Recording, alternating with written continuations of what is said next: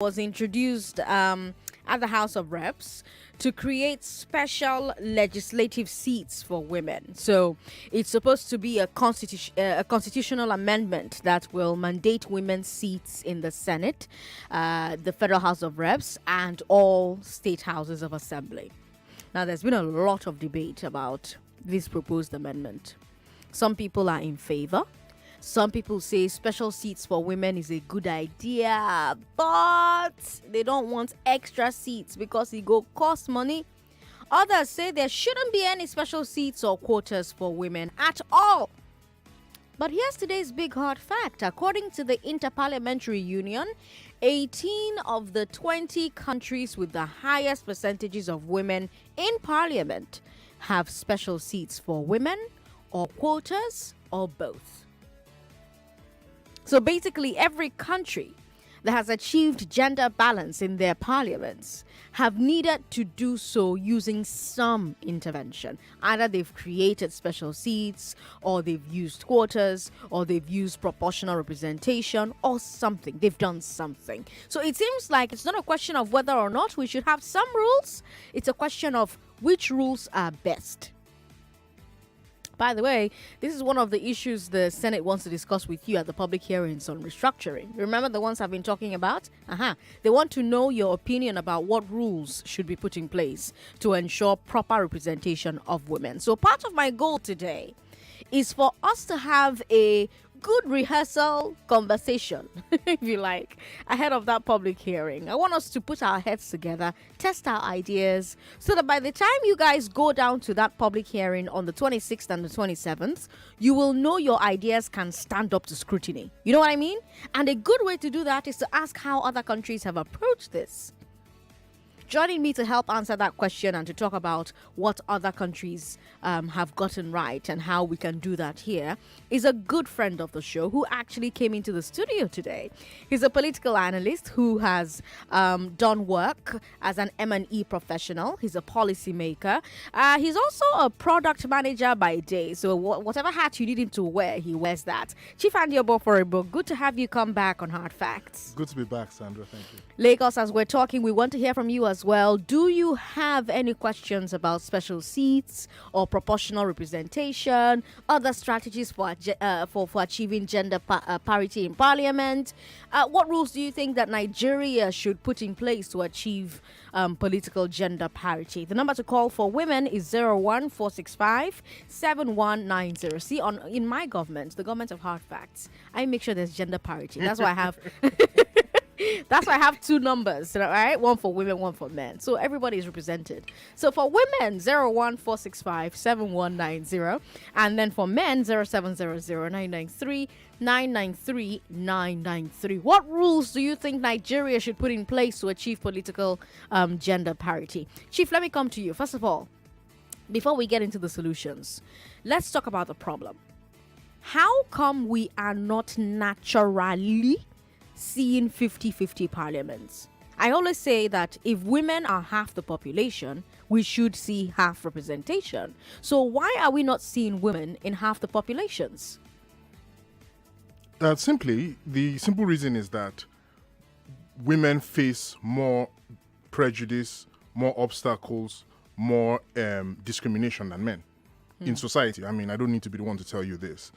So at the end of the day, people tend to vote less for women than they do for men because of prejudices in society about what a woman's role is versus what a man's role is. People tend to have more of a problem with women in leadership than they do men in leadership. And that's both men and women, by the way. Right. Even some women will say, oh, no, I can't be a leader. A man has to lead me. I can be vice. Yeah, so when they see another woman wanting to lead, they're like, no, don't you know our place? So there's that. Then you have the men themselves. Say, why don't these women know their place? So across the world, globally, we see this problem where people tend to vote. You see a man and a woman both qualified. People are less likely to vote for the woman, more likely to vote for the man, simply because of their gender. So that already exists. Then going a step back, even before they get to the point of the candidates, even the process of women coming out as candidates, there are more obstacles for women than men. We've seen that, and that's a global issue, because globally, in terms of probabilities and percentages and spread, women tend to make less money than men. Women tend to have less financial power than men, and so of course, politics, in terms of supporting a candidate or a candidate coming out, money is always involved in some way or the other.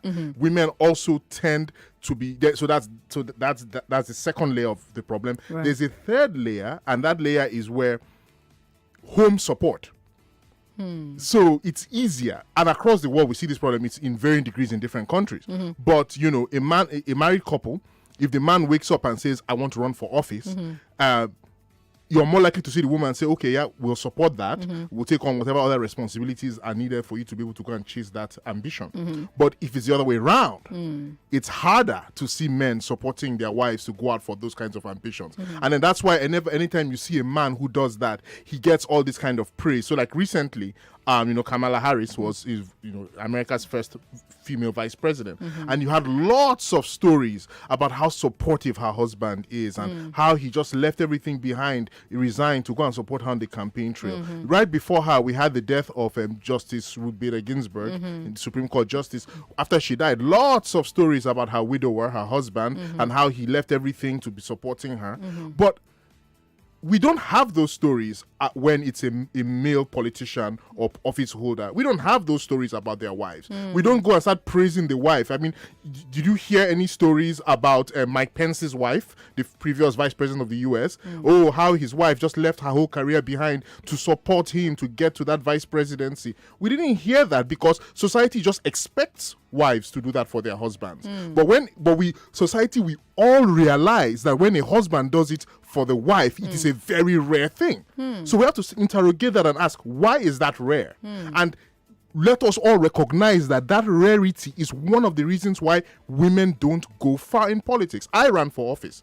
I ran for House of Assembly in 2011. I was a single man at the time.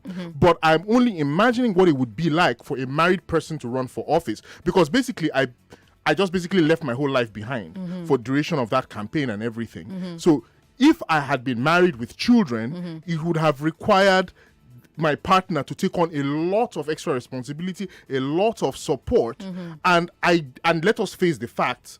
Society does not encourage men to do that for their wives. So these are some of the problems that lead to that, and it's a worldwide problem. Okay, and how do we solve that problem? Let me even start there. Before we go to Beijing, how do we solve that problem? Yeah, see, we can't solve that problem overnight, and that's why Beijing exists. So, we looked at the problem. As I was a child, but but people all over the world looked at this problem, and this has been a problem that has been persistent across time and across countries for over a century, since we started discussing democracy and politics and all of that. Women are simply not getting the support, economic, domestic, financial, social, to move into positions of power. And it starts in the home, it starts in society. But guess what?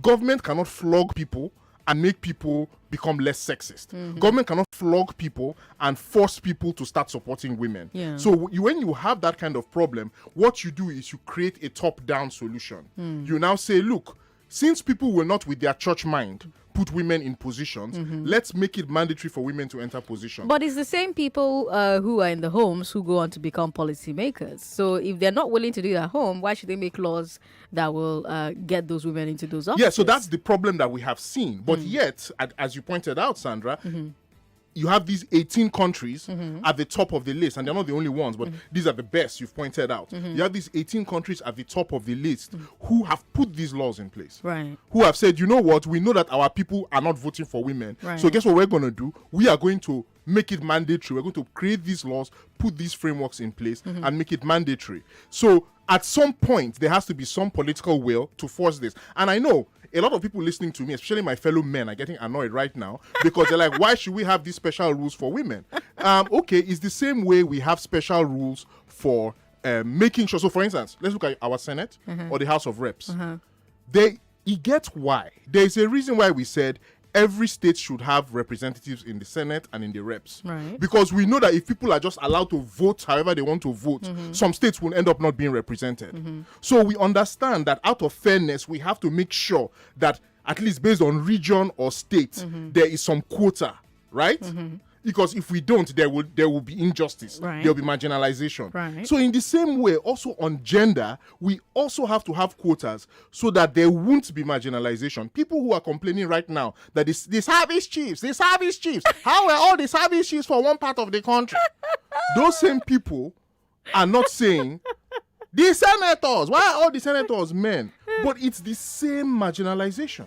It's the same thing. Because human beings, if left alone, will marginalize wherever they can marginalize. Let's go to Beijing now. Okay. Because with Beijing, you have Nigeria also signing up to the Beijing Platform for Action in 1995. Right. So let's talk about what that platform is. Let's talk about what it says about women in politics. Okay, great. So just a bit of background. The Beijing Conference, the fourth International Women's Conference, Beijing, 1995, basically was to look at these issues that women are facing, these invisible barriers, as you always say on the glass ceiling, which I love, by the way. Thank you. Yeah, so Beijing was a conference with world leaders from every country in the world that looks at these obstacles, economic, financial, political, whatever, social, that women are facing and saying, okay, how do we solve them? What are the action plans for each of these things? Right. And so one of the areas that they focused on was politics. And they did the case studies, they looked around, and they saw that in almost every country, women were underrepresented at all levels of government. Right. National, regional, sub-regional, municipal, women were underrepresented. Right. And they identified the reasons why. These same reasons I have given you: cultural bias against women in power, financial inequality between men and women, social inequality of expectations, and they realized that, and Beijing was the first place where we, as a civilization, we agreed that if there are no rules put in place, human beings will not on their own naturally provide equal representation to women, and so rules have to be put in place. So Beijing came up with these action steps. There are lots of things in Beijing.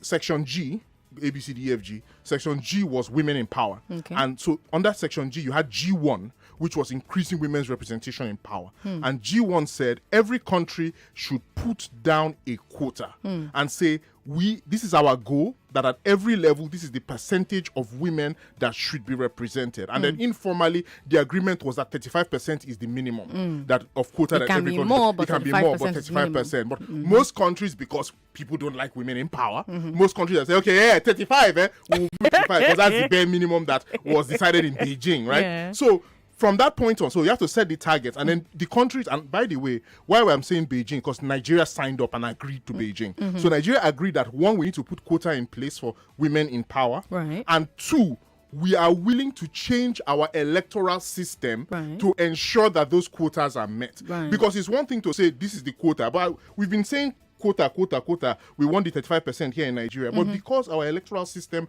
doesn't allow guarantee it, it's not happening. So that's why those 18 countries, those top 18 out of 20, and actually it's if you look at the top 30, the top 40, it's still that same overwhelming, over 90% of them, all put down either quotas or proportional representation or both to ensure that women are adequately represented in parliament. And they changed their electoral systems, and they did that based on Beijing. And so since that 1995, we've all known, or rather policymakers have all known, that this is the step that needs to be taken. Right. If it's not taken, women will simply be underrepresented. I mean, I was listening to you on the glass ceiling when you talked about it last week, and last week Wednesday at 4 p.m.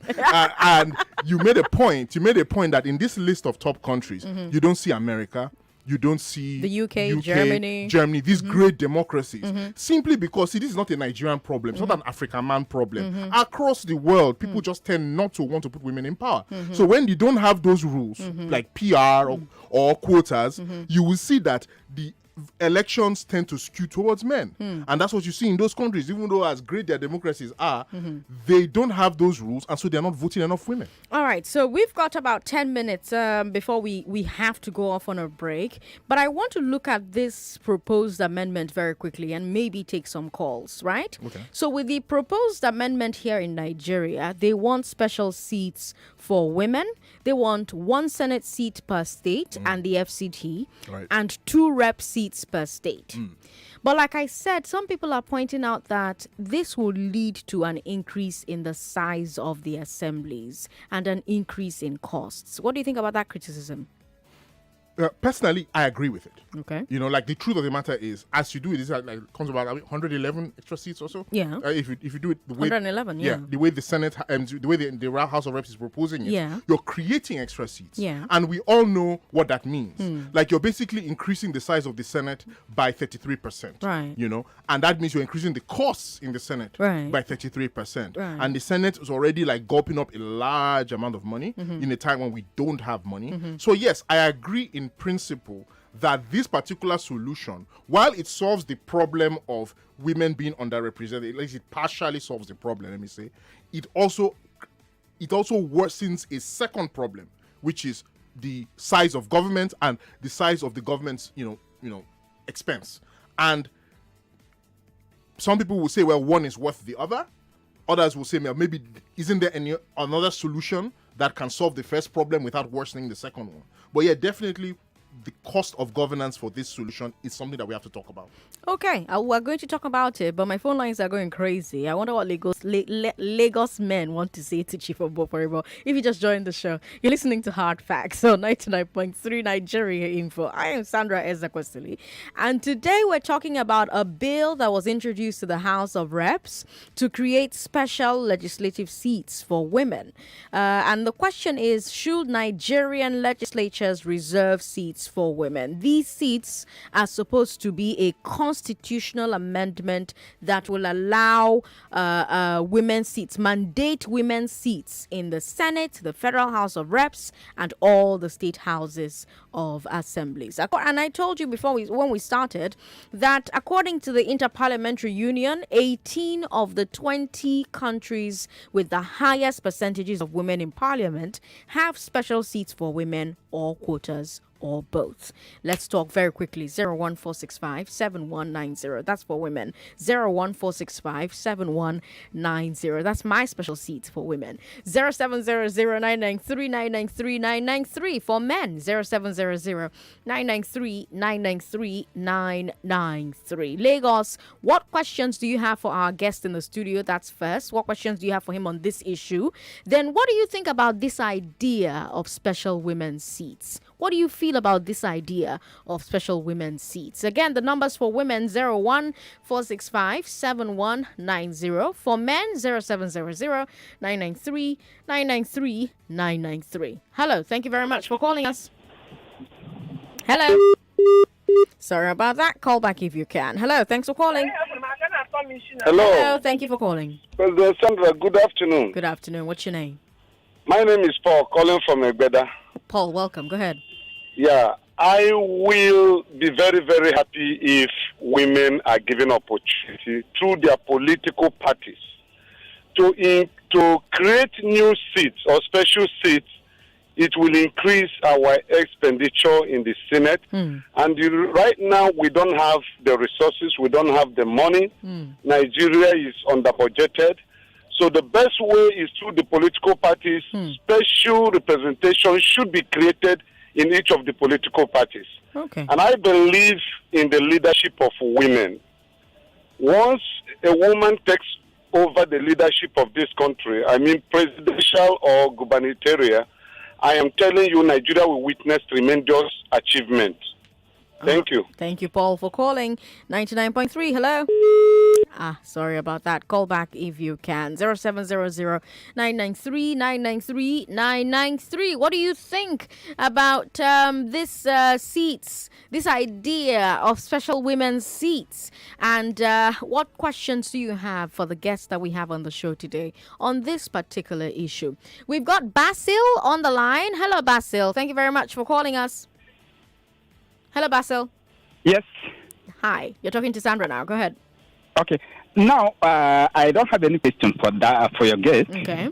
But I have something to contribute to Yes, please. Go what ahead. you said. Go ahead.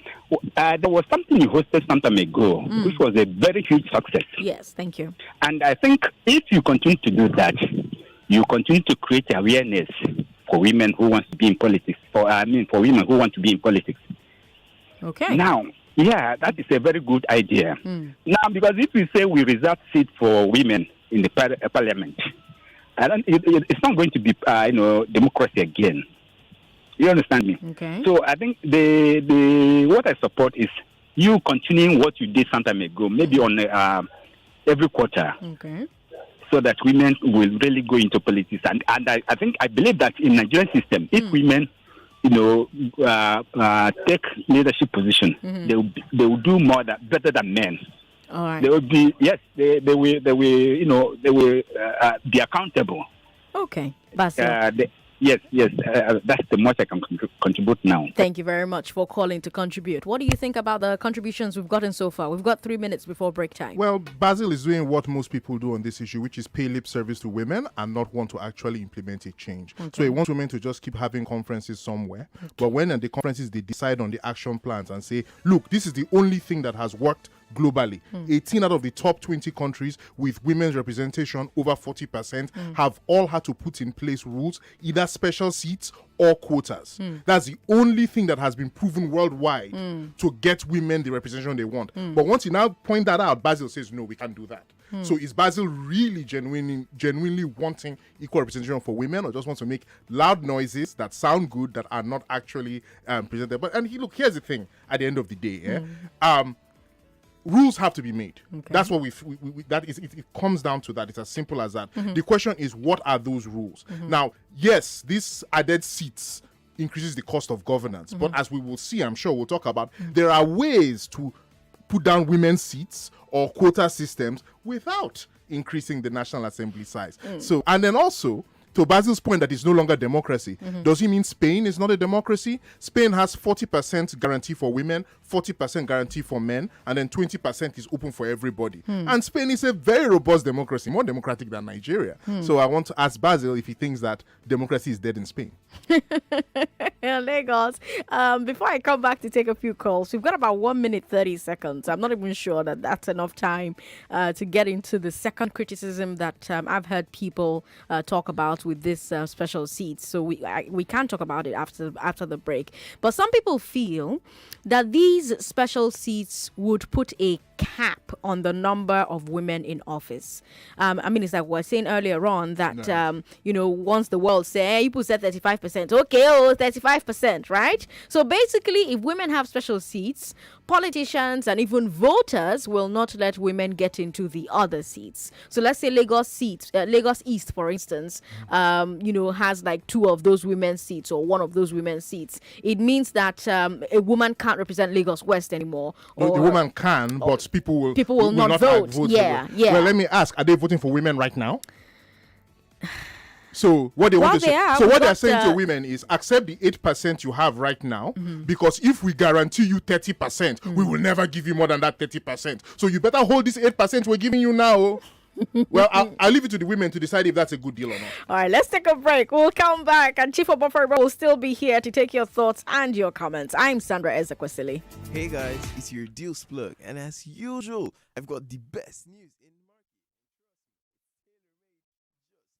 Recently it's been non-stop drama in the world of football, from the mega teams trying and failing to form the European Super League to Inter Milan storming to their first league title in 11 years, and Manchester City winning their 6th league title. But the battle is still far from over. Over in England, the fight for top 4 is heating up in the Premier League. Liverpool, Leicester City, West Ham United, Chelsea and Spurs are still battling it out for a place in next year's Champions League. And with 4 matches to go, the La Liga title is very much up for grabs. Will Atletico Madrid deny Real back-to-back league title wins, or can Barcelona make a last-minute leap to clinch the title? So many questions, so much action yet to go down, and you can watch it all live on GoTV. This May, GoTV is bringing the last-minute football action from across Europe's top leagues, right into your sitting room, starting with the FA Cup final showdown between Chelsea FC and Leicester City on Saturday, the 15th of May by 5:15 p.m. All roads will lead to Wembley as the Blues and the Foxes battle it out for glory. The question on everyone's lips will be, will Senior Michaels continue his great run of form against the Blues, or will Tuchel's boys crown what's been a fairy tale second half of the season with victory at the sound of the final whistle? History will be made, records will be broken, and you will be right there to catch everything live on GoTV. This month of May will climax with the Premier League, Serie A, and La Liga finals and non-stop action. That's what you get on the home of the world's best football. This is the perfect time to get on the GoTV train.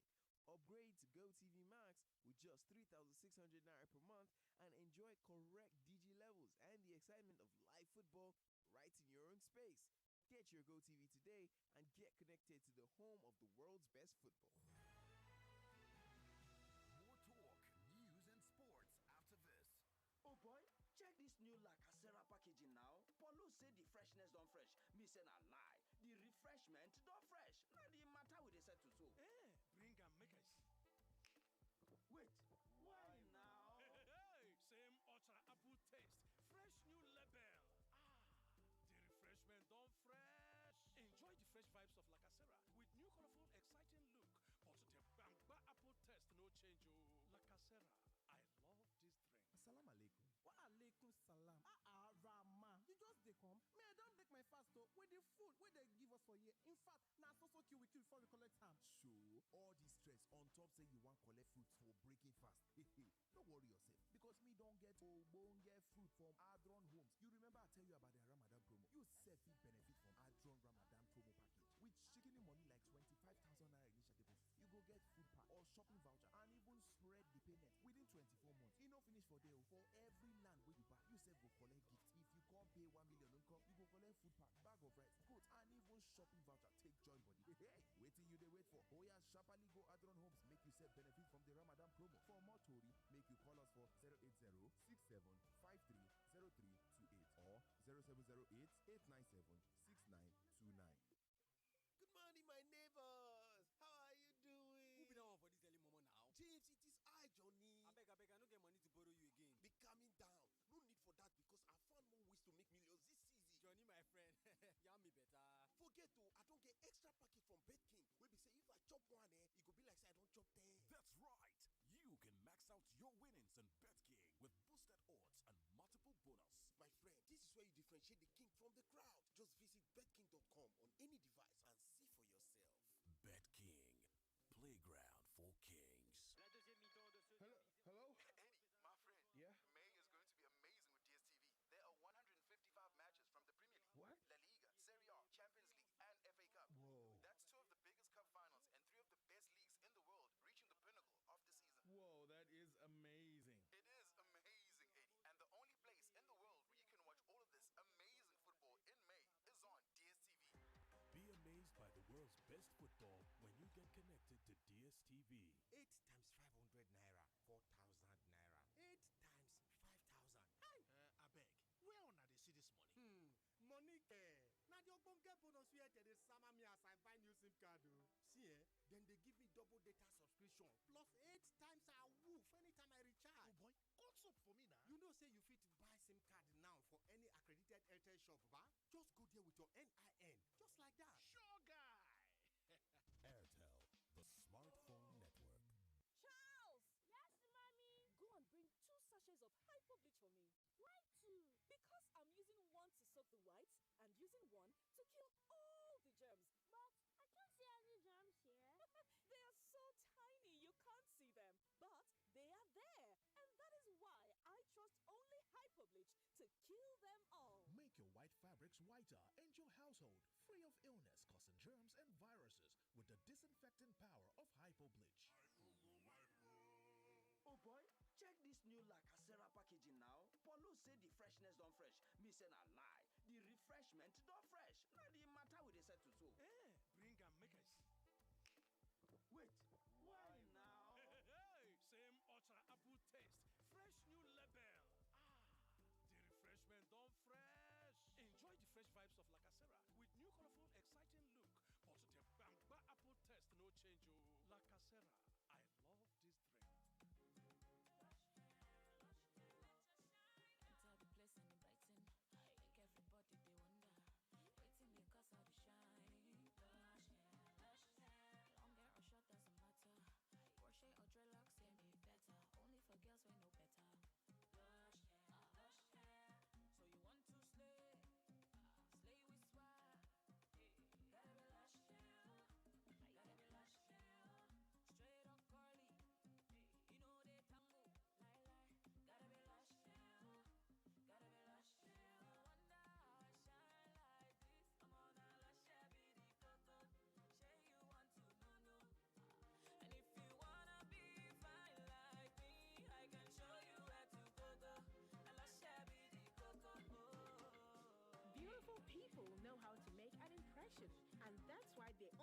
trust Lush Hair Extensions to bring out the shine in them.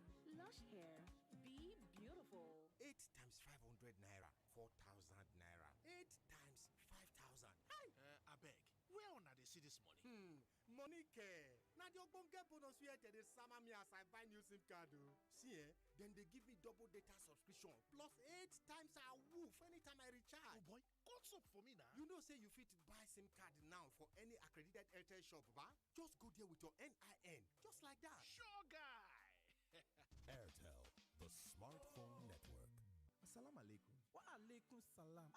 Rama. You just dey come. Me, I don't break my fast with the food where they give us for here. In fact, now so kill we kill before we collect time. So, all this stress on top say you want collect fruit for breaking fast.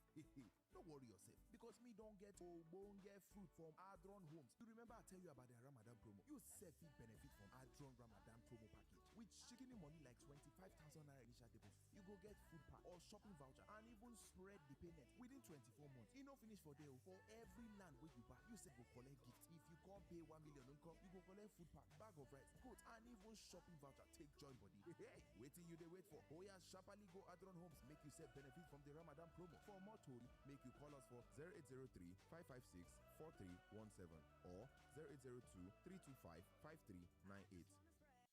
99.3 Nigeria Info, your number one station for talk. Let's talk.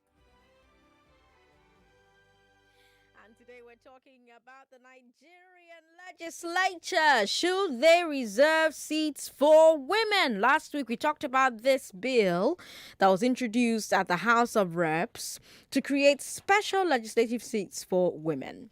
It's supposed to be a constitutional amendment that will mandate women's seats in the Senate, the Federal House of Reps, and all state houses of assembly. I'm Sandra Ezekwesili. It's 5:34, and somebody on Twitter says, well, why are we not asking for special seats to be reserved for men? Chief Oboforibo is on the show with me today. He is an M&E professional and policy maker. He's a product manager as well. And he's been, giving us insights on this. I wonder if you have an answer for the gentleman on Twitter. Well, I have two separate answers. I have two separate answers for the gentleman on Twitter. The first is what I said before the break. So, for instance, Spain has reserved seats, 40% of seats reserved for men, 40% reserved for women, and then the 20% are up for grabs. Now, I don't think anybody would argue against such a suggestion unless, of course, you have an ulterior motive. So, yeah, definitely that's doable. Now, on the other hand, my second answer is this. Have you ever... I don't know how old your caller is. Looks very elderly. But has he ever, in the history of Nigeria since 1960 or even before 1960, when we had parliamentary elections under the British, has there ever been a single seat of parliament, a single seat sitting of parliament at federal, regional, or state level where men were not the majority? Men have been the absolute majority in every single parliamentary house in Nigerian history, more than 75% in every single house. So obviously men are not being marginalized in parliament. So if you're now asking for special seats reserved for men, you are being disingenuous. All right, we're streaming this conversation live on Facebook and YouTube. Facebook Nigeria Info 99.3, YouTube Nigeria Info FM. Now let's take a look at how other countries have done it. Chief Oboforibo. All right. For example, you have Rwanda. A country with the highest number of women represented in parliament. That's right, over 60%. They have special women's seats, but they also have proportional representation, or PR. Right. Now, you've mentioned PR before. Before we move forward, explain to me what PR is. How does it work? Okay. Very difficult to do without a degree in political science, but I'll try.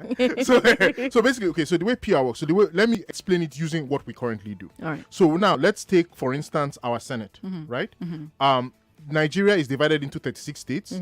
Each state divided into 3 senatorial districts. Each district produces 1 senator. So when you go to vote for Senate, they give you a list of candidates for your senatorial district, and you go and vote for each party, PDP, APC, ABBA, Youth Party. They bring their candidates and you vote for that particular candidate. The candidate that in your senatorial district that has the highest votes will now go to the Senate, right? Right. So that is a one seat, one vote, one seat, one vote, right? Okay. That's the way it works. Now, PR doesn't do that. Under countries that do proportional representation, the way they work is you don't vote for the candidate in your senatorial district. So imagine that in a Nigerian election, you go to vote for Senate, but you're not voting for your senator, like Remi Tinubu, for instance. You go and vote APC or PDP or ABGA or Youth Party. You choose the party, right? And instead of counting the votes senatorial district by senatorial district, they gather all the Senate votes from across the entire country, right? And count all of them together. And now decide, okay, each party now got a percentage of the vote. So let's say PDP got 20%, APC got 30%, Youth Party got 50%. Then now, those 109 Senate seats are divided among the parties based on what percentage of the total national Senate vote they got. I see. Now, that means every party will get a representation that is proportional to their national vote. Then now, how are those seats filled? Because remember, Remi Tinubu was not on the ballot. Magnus Abe was not on the ballot. So how do you choose the senators? Now, each party also has a list. The party from their primary, or not from the party, they produced a list of 109 candidates in order. Number 1, number 2, number 3, all the way down to the end. So now let's say that PDP got 30 seats based on, their proportional representation. Right.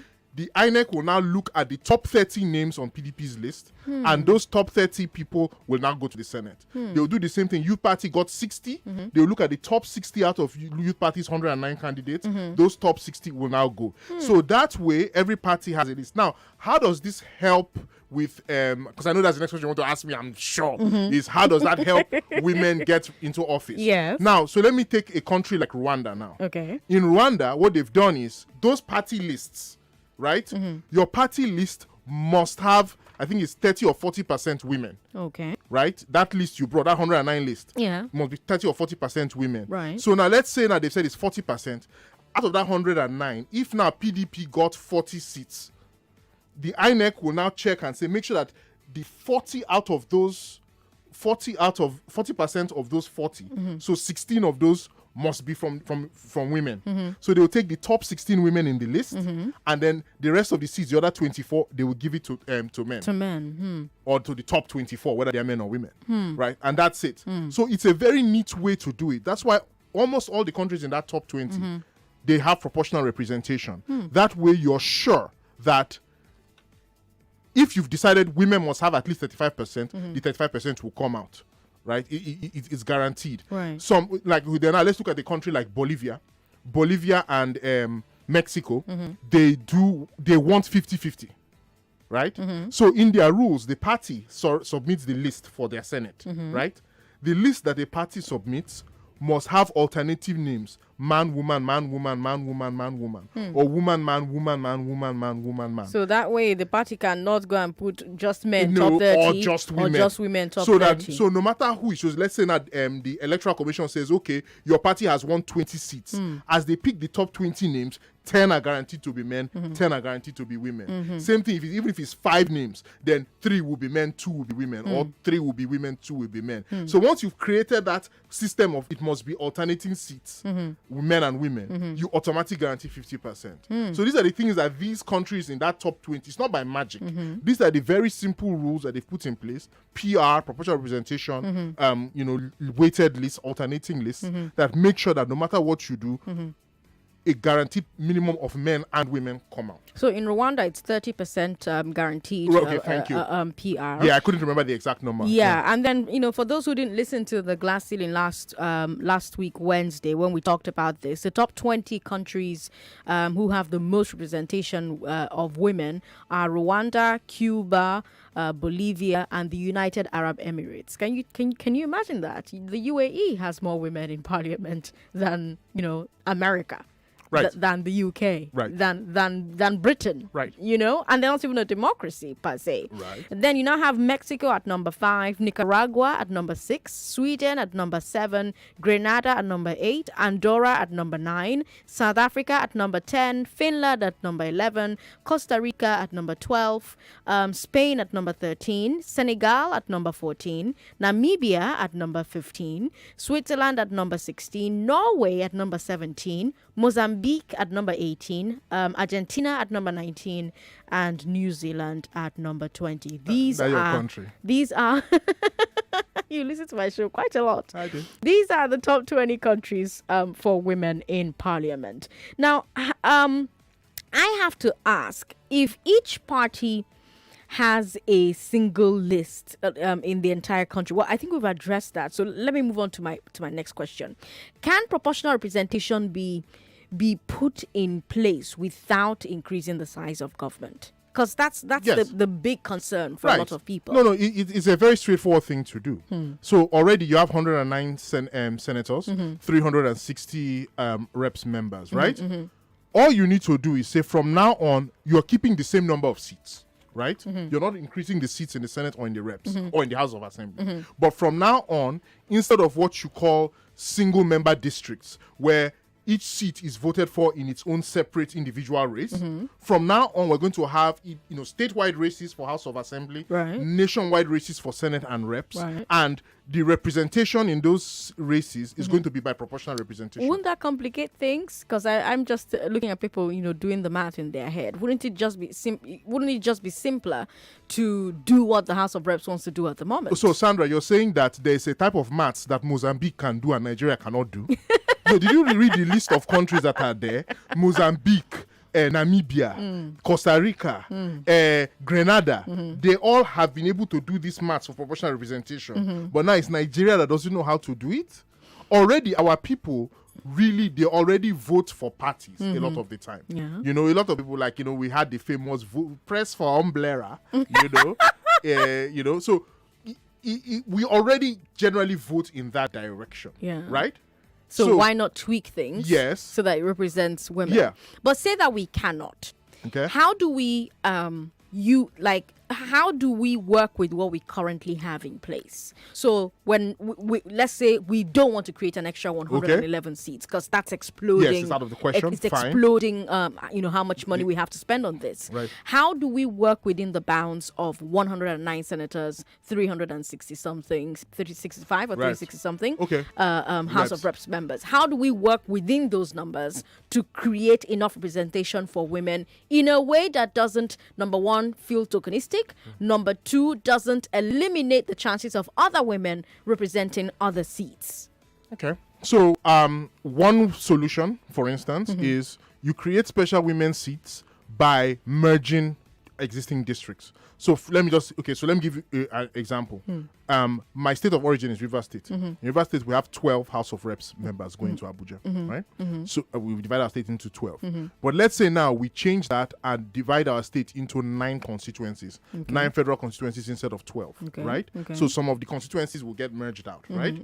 Now, from those 9, we elect 9 members. Then now we have 3 seats left over. Now those 3 seats can be women's seats, for instance. That's just one example. Or we can merge them and instead merge it into 8 constituencies, and then the 4 seats are reserved for women, for instance. Now, if we do that, that means 33% of seats are reserved for women, and the other 8 seats are up for grab for both women and men. And we've done it without increasing the size of the House of Reps, if you do it in every state. Can do the same thing in the Senate. Merge the 3 senatorial districts into 2 instead of 3, and then the 3rd Senate seat reserved for women. For example, that's just one example that I am giving.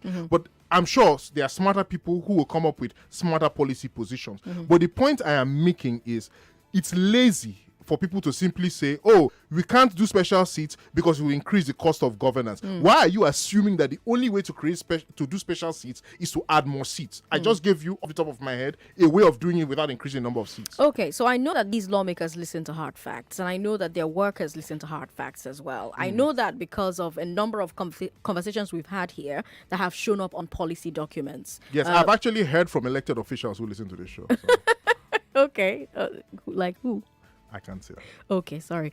Yeah, but you know what I mean. So I know they're listening, and sometimes they're looking to shows like this for guidance. They're looking to shows like this for directions. So we've given one example. Do you have a few other examples that help them solve the problem of underrepresentation of women without ballooning the cost of governance, while also making sure that everything seems fair and women don't feel like this is tokenistic and women cannot fight to represent their people with these other seats?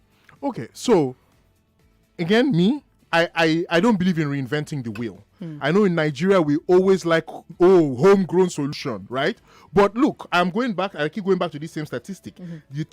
Out of the top 20 countries with the highest representation of women, 18 of them have either used women's seats or proportional representation with quotas or both, right? That is the best way to do this. You know, all those countries were not born with it.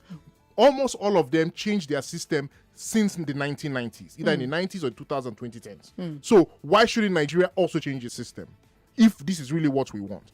But I am personally a supporter of the Spain model. I keep using Spain as an example, or the Bolivia and the Mexico model, where in Spain, we've reserved 40 seats for men, 40% of seats for men, 40% of seats for women. Then 20% of those seats are up for grabs. Anybody can get it. Yes. So meaning that no gender can have more than 60% of seats. So it's the worst gender imbalance would be 60-40. It could be 60-40 for men, it could be 60-40 for women, right? That's the absolute worst. But you will never have a 75-15. You will never even have a 61-39. Yeah. So I personally advocate that. I advocate switching to proportional representation and doing it that way. Now, Nigeria is a special case because we have population imbalances. So personally, what I believe is proportional representation broken up into geopolitical zones. So the seats for the Senate that go to the Northeast are all voted for in a Northeast election pool. The seats for the South-South are voted for in a South-South election pool.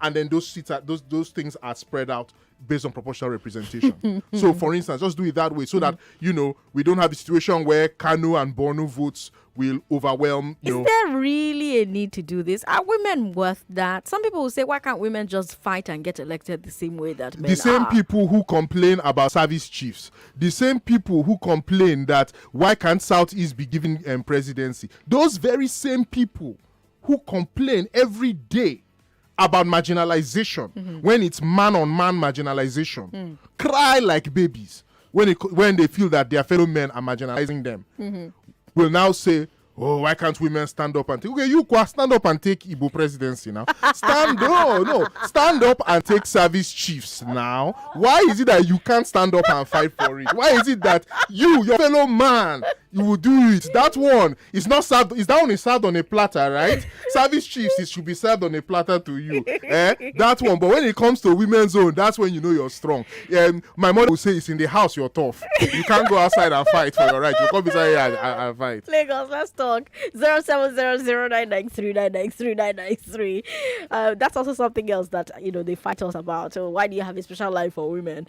01465-7190. That's our number for women. For men, 0700-993-993-993. Two numbers, one for men, one for women. 0700-993-993-993 for men, 01465-7190 for women. Lagos, I want to hear from you.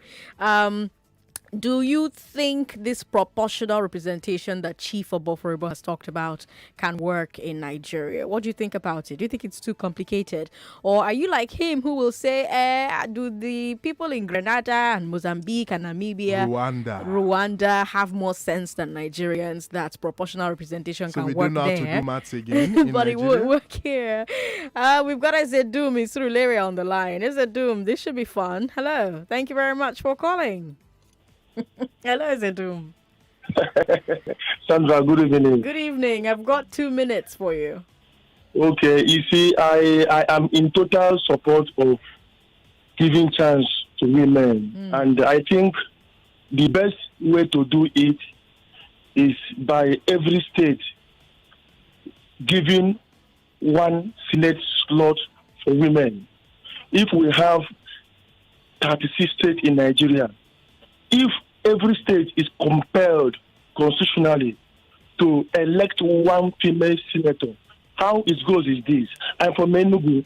We have Enugu West, Enugu East, and Enugu North. If Enugu West produce one senator for 2 terms, Enugu should have their plan that it rotates to North and to Enugu East. Once Enugu West take their term, produce one female female senator. After the term, let it go to Enugu North. Let Enugu North produce one female senator. After Enugu North, let Enugu East produce one female senator. It's the best way that you can do it without going to proportional representation that will be cumbersome. Before I go, let me tell you this. I am happy with what that female councillor did in Bayelsa State, who donated her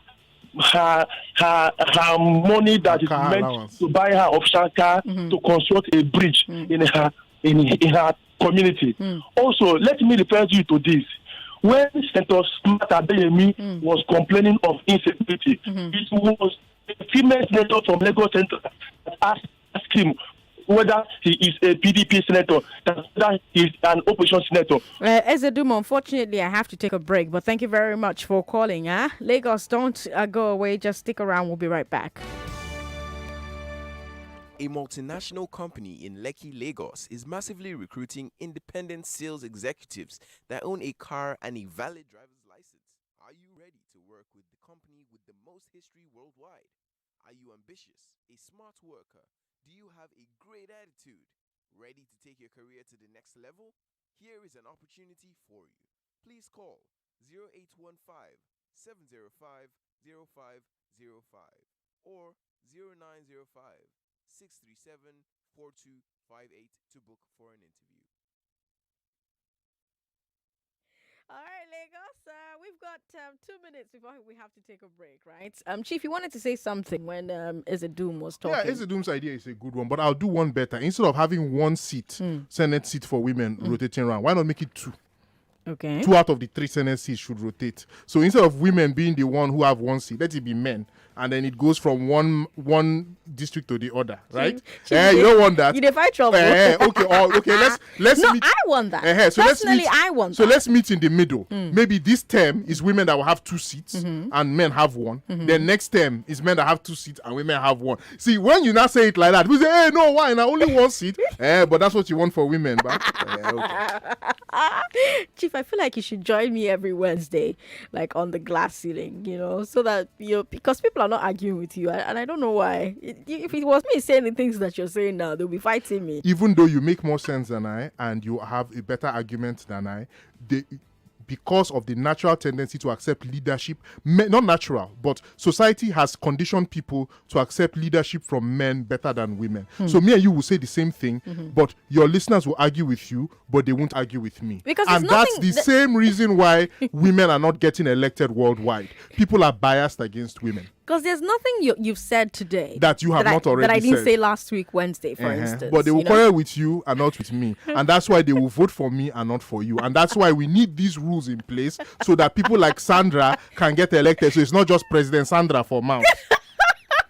Chief Aboforibo is a policy analyst, a political analyst, and he's also a product manager. So, when he's not shouting at you people on radio, he's actually doing work in the tech industry. Chief, thank you so much for joining us on the show today. Thank you for having me, Sandra. All right, Lagos, let me give you a chance to win some money on on just a minute. This segment of the show is brought to you courtesy Creditville. Earn an income. Are you in need of funds for your child's school fees? Is your car or equipment old and needs a 99.3 Nigeria Info. We are more than just radio. Subscribe to our YouTube channel at Nigeria Info FM. Check us out on Facebook at Nigeria Info 99.3. Follow us on Twitter at Nigeria Info FM and on Instagram at Nigeria Info FM Lagos for live updates as it happens. 99.3 Nigeria Info. Let's talk.